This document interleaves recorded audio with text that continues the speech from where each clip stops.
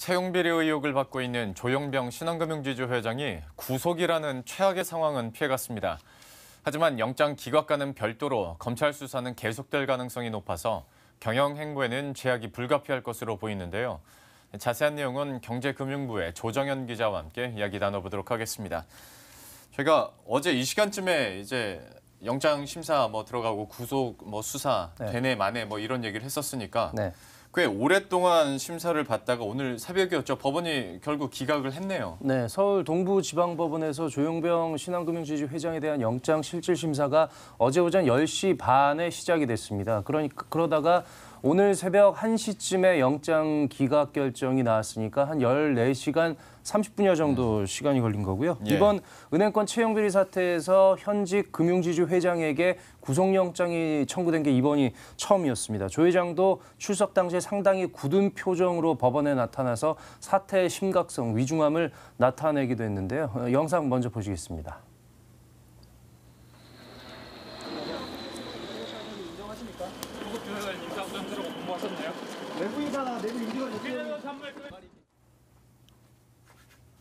네, 법원이 판단한 이 기각 사유에 대해서 좀 따져봐야겠는데요. 일단 법원은 도망과 증거인멸의 우려가 없다고 판단을 했습니다. 현직 CEO니까 당연하겠고요. 특히 그 피의 사실에 대한 상당한 소명이 있다고 언급을 했습니다. 다시 말해서 이 채용비리 의혹에 대해서 조용병 회장이 해명한 부분이 상당 부분 합리적으로 받아들여질 여지가 있다. 이렇게 봤다고 해석을 할 수 있는데요. 조 회장에 대해서 적용된 혐의가 남녀 고용평등법 위반과 또 업무방해 이런 것들이었는데요. 검찰은 조 회장이 신한은행장으로 재직하던 당시에 외부 청탁자와 또 내부 고위 임원의 자녀를 특별 관리하고 또 특혜 채용했다. 이렇게 봤는데 법원은 이런 사실 여부를 일단 더 따져봐야 한다고 판단을 한 것 같습니다. 사실 이 문제에 대해서 어제까지만 하더라도 이번에는 분위기가 좀 다르다라는 얘기도 사실 나왔었고 또 일각에서는 처음으로 은행권 수장이 구속이 되는지의 여부에 좀 촉각을 많이 곤두세우는 모습이었는데 결과적으로 봤을 때 은행권 CEO들은 그러면 모두 검찰의 칼끝은 일단 피하게 됐네요. 네, 아직 최종 판단은 법원의 판단 남아 있지만 다 피해갔고요. 그래서 이 검찰의 수사가 좀 무리했던 거 아니냐 또는 부족했던 거 아니냐 이런 비판들이 나오고 있습니다. 일각에서는 속된 말로 좀 깃털들만 잡았다고 이런 얘기들도 나오고 있는데요. 실제로 신한금융지주의 경우도 전직 인사부장 2명은 모두 구속이 돼 있는 상태입니다. 그 은행권 채용비리 사태가 불거진 게 지난해 10월 우리은행이었는데요. 우리은행에서 촉발된 은행권 채용비리 사태가 계속 해를 넘겨서 이어지고 있습니다. 금감원 조사는 물론이고 검찰의 고강도 수사까지 이어졌는데 일단 이광구 전 우리은행장 또 함영주 하나은행장의 경우에 모두 구속영장 청구가 기각이 됐고요. 조용병 회장도 마찬가지고요.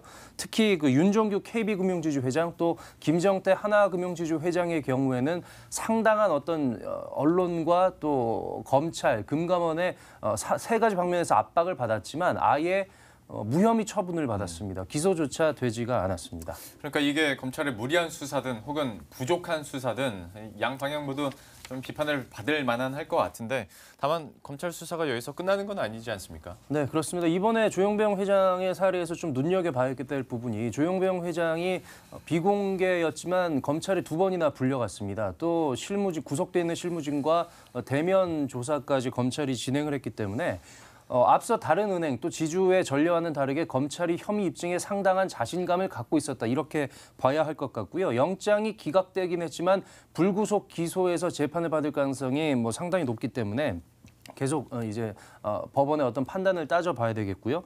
구속을 면했던 이광구 전 우리은행장과 또 함영주 하나은행장 역시 불구속 상태에서 재판을 받으면서 경영에 좀 제약을 받고 있기도 합니다. 신한금융이 리딩뱅크 지위를 다시 되찾기 위해서 KB금융지주 등과 치열하게 경쟁을 벌이고 있는데요. 조 회장이 검찰 수사선상에 오른 점은 경영에 상당한 부담으로 적용할 수 있고요. 실제로 조용병 회장은 이번에 영장이 청구되면서 모든 은행권의 CEO들이 다 가 있는 그 인도네시아에서 열리는 그 IMF 연차 총회에도 불참을 한 상태입니다. 조 회장만 참석하지 못했습니다. 예.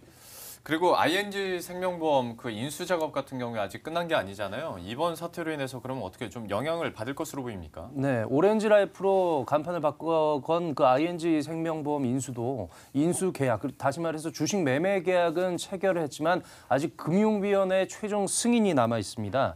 근데 조 회장이 재판을 받고 향후에 법원이 어떤 판단을 하느냐에 따라서 이 금융당국의 승인이 상당 부분 지연되거나 아니면 승인을 판단함에 있어서 좀 악영향을 미칠 수 있는데요.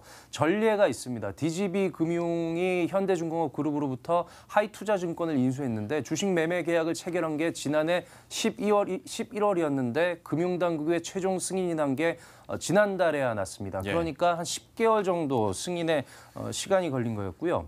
신한금융지주 측은 앞으로 법원의 판단을 구해야 할 가능성이 높기 때문에 신중하게 기다리고 있다.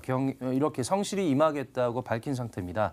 신한 안팎에서는 당분간 조 회장이 공식 석상 등을 위주로는 그 경영 행보에 상당한 제약을 받을 걸로 이렇게 보고 있습니다. 예, 지금까지 경제금융부의 조정현 기자와 함께했습니다. 고맙습니다.